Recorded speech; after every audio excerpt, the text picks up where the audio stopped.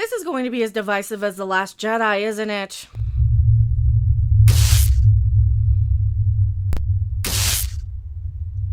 And it feels like they're doing that on purpose to market this to people. Who am I? I'm Mecha.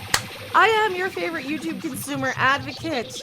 And I am also a harpy. I'm also older than I look. We're from let's go back to the 80s. Why the American flag? I don't know. It triggers people. I'll trigger people. I think my first impressions are going to trigger people. This is going to be The Last Jedi. And there's a lot to hate about this. There's also a lot to really, really like. I am surprised. Okay, I'm very, very surprised at this. Because what do we know? Well, we know this is being marketed as a sequel and all this stuff, and then it's been backpedaled. I want to try and keep that out of my head. So I watched the first 5 episodes of this. That's all that's available. I watched the first episode twice. I watched the first one last night with a friend of mine who's a huge, huge super He-Man super fan, right? We enjoyed the crap out of the first episode last night. It was fun. It was fan servicey. It was filled with like, oh, there's that dude. Oh, there's that dude.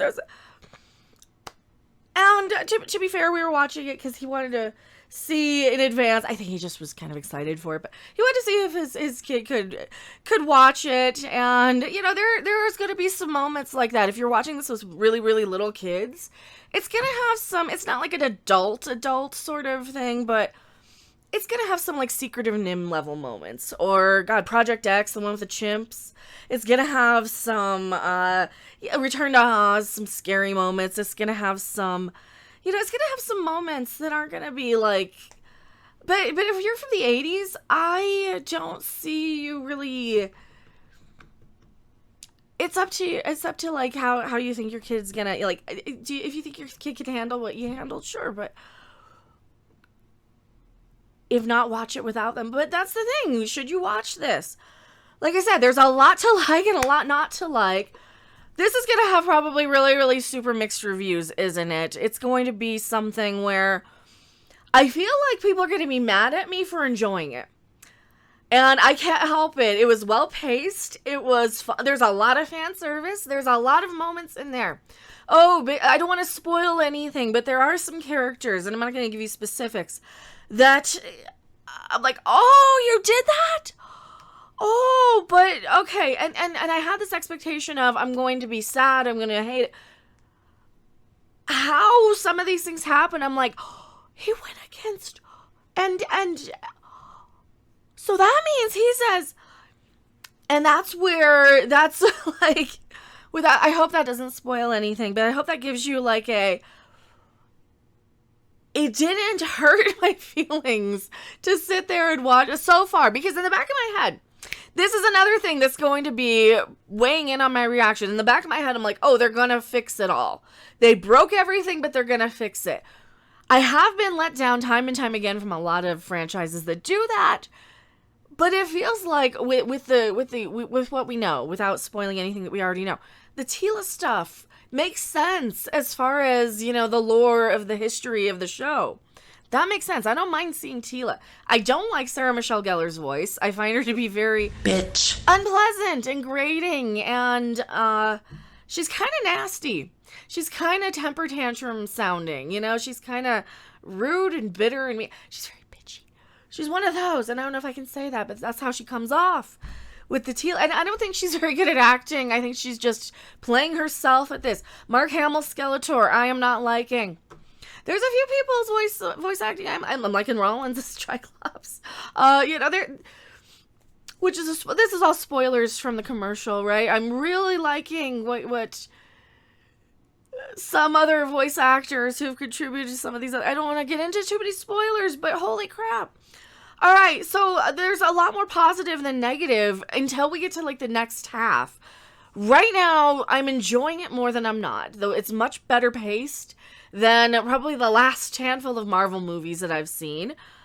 There's going to be a lot of stuff I'm going to have huge problems with and be very angry about once we see the rest of this, if it plays out in the manner we do. I do have a few problems with, do they really think we want to sit there and watch some of these events? Because there's some events that I'm like, Really? Really? Why would you do this? Why would you think that we want to sit there and see this? But there are more positive than negative. Plus, it's not even over yet. Here's the thing that I have a huge problem with, though. What if they don't fix a lot of this? Like, what if they don't? What if they leave everything as bad as, okay, the world's broken now and everybody's screwed? What if they don't fix it? What if they just use this to market to us just for outrage, controversy, rage bait by all this? I don't like that. I also will not be defending this if that is, just what they do is just rip our hearts out, whatever. I don't want to defend this any more than I sound like I am, because I'm pretty irritated that they do that sort of thing. But no, the story is simple enough to be a He-Man story. I think it's perfectly fine and acceptable. It's got some heavier moments so far, but the pacing is really fun. Most of the voice acting is good. The music's pretty darn good. There's enough there that reminds me of what I liked about the 80s ones. And by ones, I mean She-Ra as well. It's different enough to be different and updated. This kind of reminds me a little bit of going back and watching the Dark Crystal revival on Netflix, where it's like different enough, but it's still a lot there that I'm like, but it kind of reminds me a little more of the Dark Crystal in that sense. So it kind of feels like this is a He-Man show for Dark Crystal fans, which is great because I'm a pretty huge Dark Crystal fan, but at the same time, He-Man!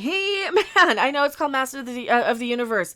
They did that on purpose, but if they had just said, hey, we're gonna tell you a story of all the other figures that aren't the peg warmers, maybe they should have marketed as that instead of, oh, it's this great sequel, because it really feels like it's going to be here's everything that happens, and now we're going to push the reset, do the undo button, and everything is back to normal, and this whole series and all this journey was just for naught, just to kind of refresh your memory and say, hey, buy all these toys again. Oh, but we have to break them before we sell them to you, just so that you know they're in existence.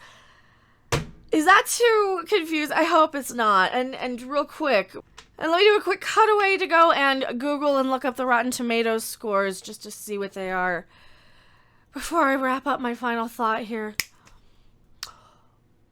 Wow. Oh. Ooh. Yeah. I just looking at the score, there's going to be a lot of people who are mad about it. And there's going to be a lot of people with the critic hat on who are going to enjoy this.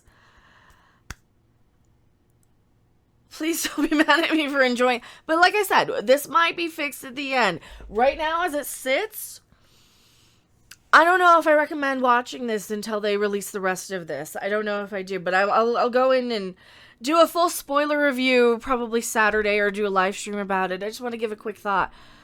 Yeah, I can see that because I'm looking at it from more of a critic viewpoint right now than a fan, because I'm trying to be a little more objective and I'm trying to remove my feelings from it. Yeah, I can see. I totally agree with that, even though I am probably more on the side of enjoying more of it than maybe I'd probably give it right now as it sits, maybe about a 70.